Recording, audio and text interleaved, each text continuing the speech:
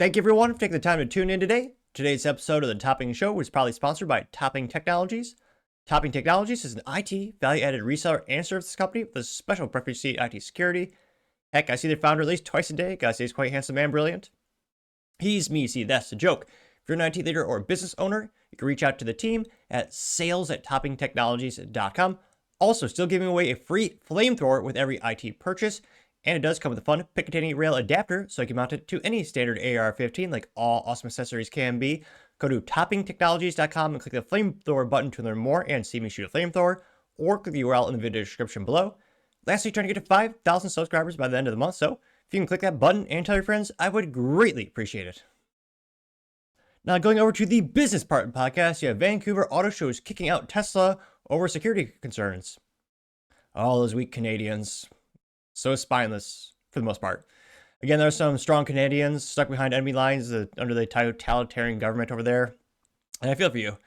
Imagine being born in Canada with America right there. All the freedom to defend yourself, to drive cool cars, freedom of speech, and yet they were stuck in Canada.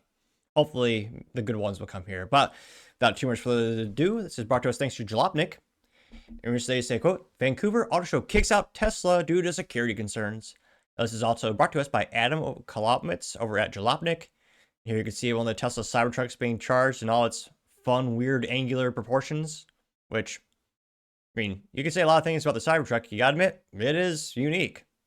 Though, many would argue unique is not necessarily not necessarily means it's valuable. I mean, there's only one of me, but I partially digress. Diving into the article, again, credit to Andy. They say, quote, the hits just keep coming for Tesla as the automaker was kicked out of Vancouver International Auto Show because they are weak, spineless losers. I mean, Trump, I wouldn't say that. Trump would probably say something to the effect of, because Vancouver, the government's so weak and spineless, they won't even stand up for the Tesla. It makes a really good American car, but Canadians are weak, pathetic, governed by a totalitarian government. You can probably say something to that effect.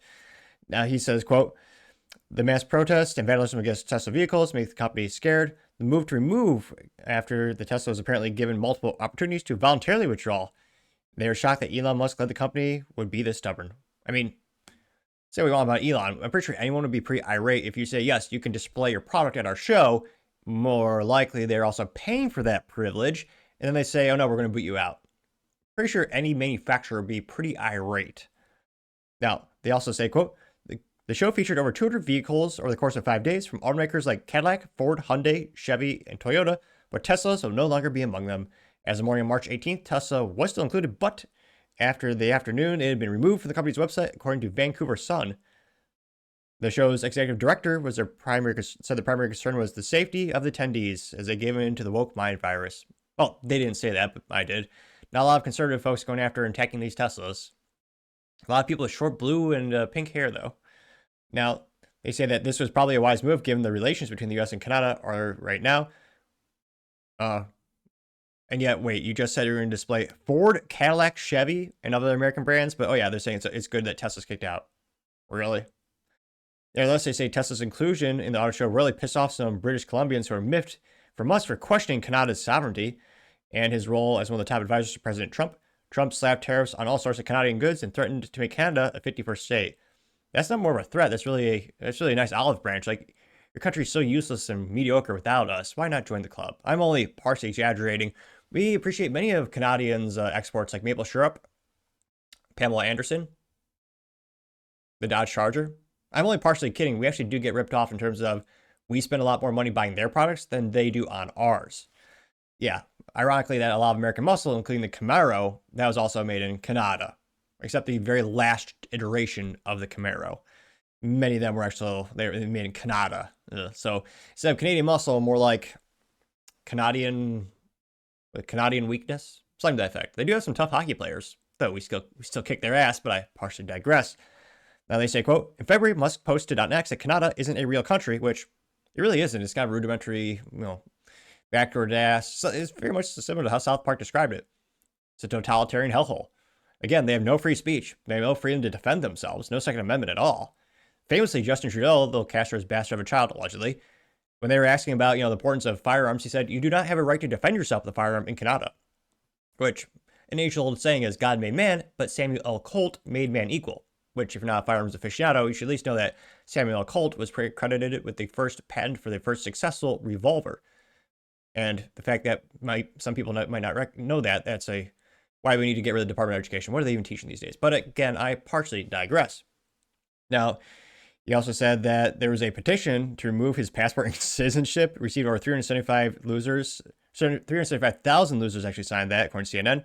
Musk, funny enough, has a Canadian passport as he obtained as a teenager through his mother, who was born in a made-up place. I'm like partially kidding. It's called Saskatchewan. Really, Canada? Ridiculous. Saskatchewan? They say it's understandably why some Canadians aren't thrilled about these two jokesters.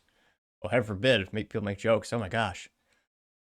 Now you see a lot of people that have no protein in their diets protesting Tesla, aka leftist women, and one very weak man. Well, more like I believe they called it simp.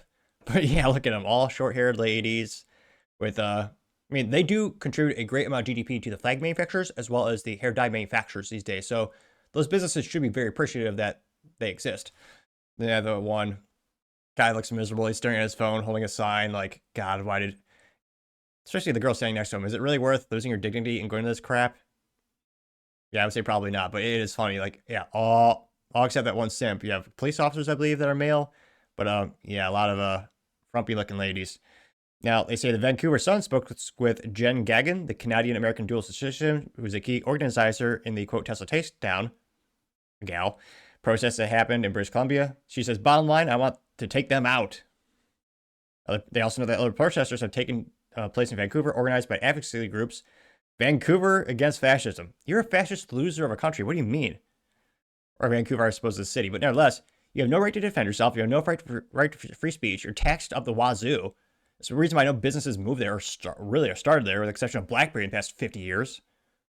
Again, I partially digress. Now, they say they continue in the article saying, I would not be terribly surprised if the other auto shows around the globe pull similar moves. Right now, people are pissed at both Elon Musk and Tesla pretty much everywhere.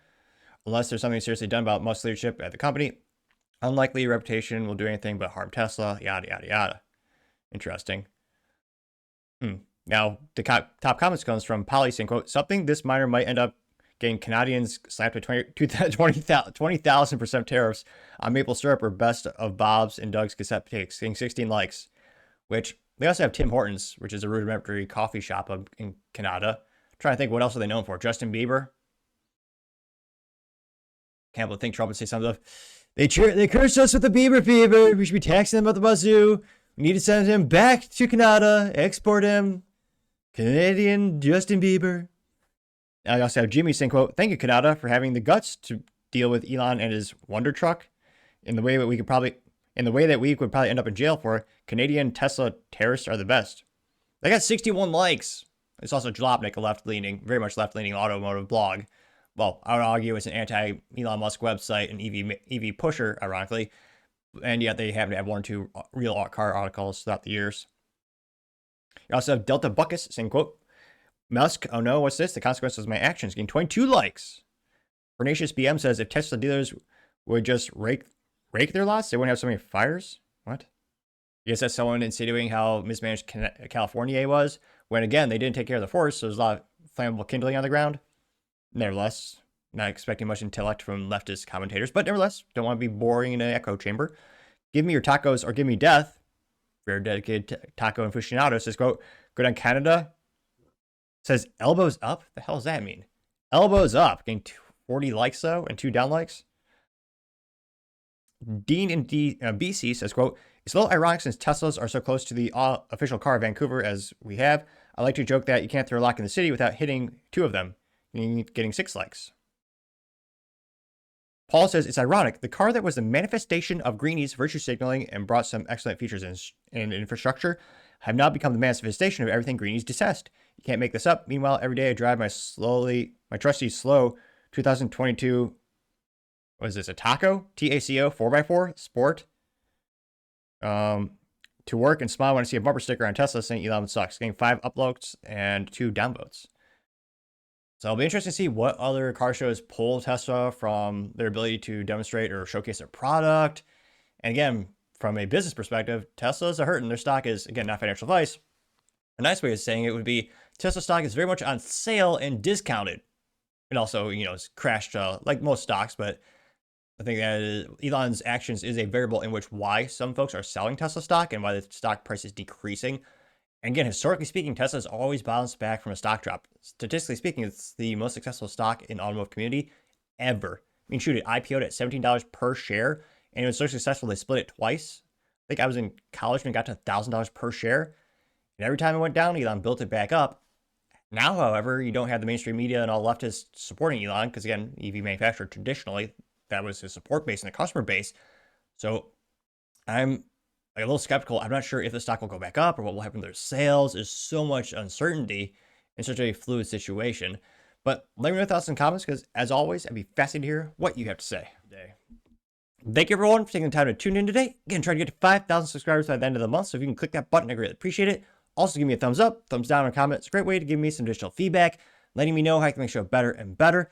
Lastly, don't forget to take time to tell your family, tell your friends, tell your coworkers, heck, tell your enemies, tell anyone and everyone. Just stay safe and fight the good fight.